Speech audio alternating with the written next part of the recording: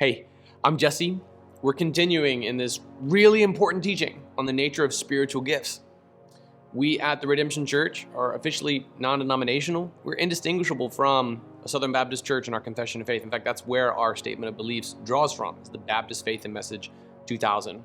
However, I want to welcome you from the charismatic background to be a part of our church family. That we are also a continuationist church, meaning we believe that these gifts of the Spirit continue. If you're not a part of our small group, you missed this from chapter 13. Famous passage, read at weddings all the time, not really about a husband and wife per se, but it is about the use of spiritual gifts in love. That as we use our spiritual gifts, there's this day coming when they will no longer be necessary. Love never ends. That's chapter 13, verse 8. But as for prophecies, they will come to an end. As for tongues, they will cease. As for knowledge, it will come to an end. For we know in part, and we prophesy in part, but when the perfect comes, the partial will come to an end. When I was a child, I spoke like a child, I thought like a child, I reasoned like a child. When I became a man, I put childish things aside. For now we see only a reflection as in a mirror, but then face to face. Now I know in part, but then I will know fully, as I am fully known. This is about the second coming of Christ. Who else could be referred to as the perfect one? Cessationists, meaning those who believe that the spiritual gifts, including tongues, have ceased, point to an era called the Apostolic Age, thinking about the deaths of the apostles, like when Peter was crucified upside down, when Paul was possibly beheaded, when John finally died, even though they tried the first time to execute him on Patmos, and it didn't work. When the apostles finally kicked the apostolic bucket, that's when it's believed that these spiritual gifts came to an end. That's the cessationist view, as in the ceasing of the spiritual gifts. Continuationists would believe that even the miraculous gifts, including healing, including tongues, continue today. This is the operative text. And the pivotal point is when the perfect comes, chapter 13, verse 10. Who else could be described as perfect but Christ? Right now we see him as in a mirror dimly, but one day we'll see him face to face. Right now it's like we're children, but then we'll be grown-ups.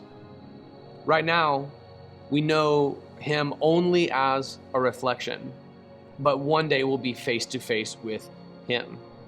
In chapter 15, you'll see this same teaching continue, that we will one day be with the resurrected Christ, that we will be with him once more, and this apostolic age, as we call it, is not described biblically. It's not talking about the coming of the day when Paul kicks the bucket, or when Peter dies, and when John dies, and when Thomas is gone, and when Andrew's nowhere to be found, and Bartholomew has finally ended his ministry, or fill in the blank. Like, it's about the coming of Christ, the resurrection of Jesus, and his return to earth, that we see him face to face. That's when you no longer need the gift of tongues.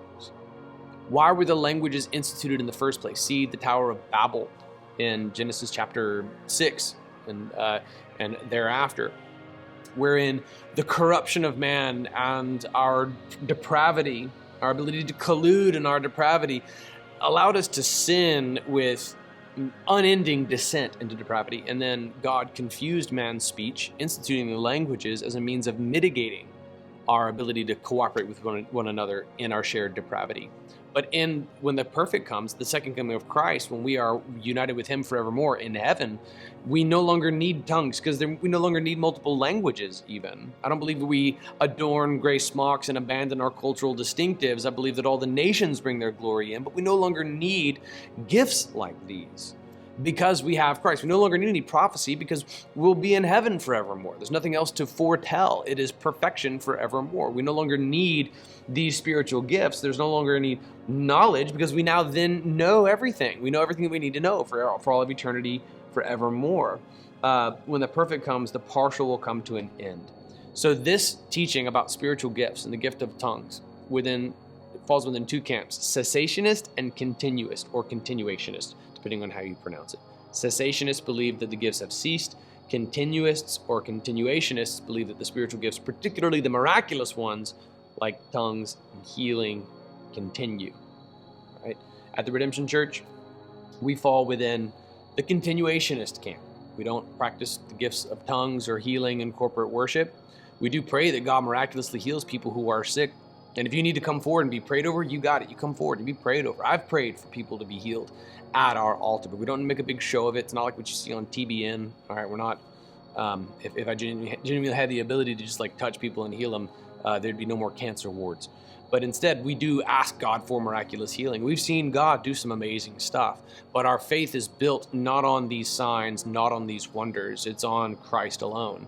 We go book by book through his word in expository fashion. We do believe that spiritual gifts continue until the coming of the perfect one, until the second coming of Christ, but we exercise those gifts within the clear guidelines provided by Scripture. Here's 1 Corinthians chapter 14, verse 7. Paul's continuing in this illustration about the continuation of the gifts, namely tongues. Even lifeless instruments that produce sounds, whether flute or harp, if they don't make a distinction in the notes, how will what is played on the flute or harp be recognized?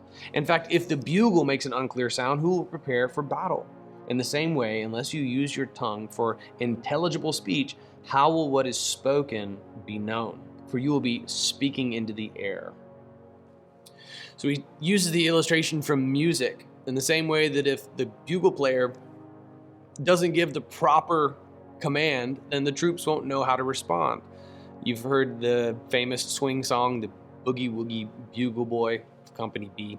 It's not far off, actually, from the original biblical context, that you would use these certain melodic lines to give certain commands and certain teachings. They would just know what that trumpet sound meant. And Paul says, if you're not being clear in your distinction between this pitch to this pitch, then the troops out there on the front lines hear it and they're not sure how to respond. They don't know what to do because you're not being clear. In that same way, if you're speaking in tongues in church and nobody's interpreting, there's no clear language. Nobody can respond. They can't take any action. They can't respond to what you're saying because they don't know what you're saying. This is a common practice within some charismatic churches, some that I've even visited here in the Seattle area, wherein this kind of uninterpreted use of tongues, known as glossolalia, is just openly invited. And I've heard the speaker on stage even kind of encourage more and more of it and say, yes, for 30 more seconds, we're just going to continue to speak out into the air unintelligibly, without interpretation.